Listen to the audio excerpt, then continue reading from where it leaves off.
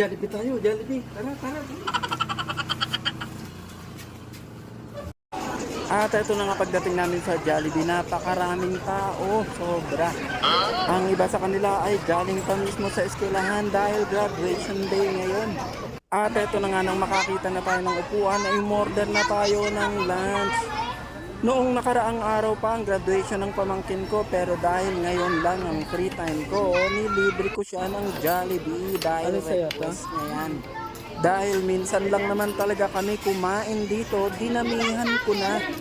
At ang batang tikiting ay excited nga sa French fries.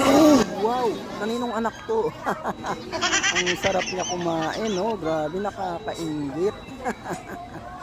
At hindi magpapatalo ang pamangkin ko dyan. Siyempre, sosyal kumain yan. Oh, di ba?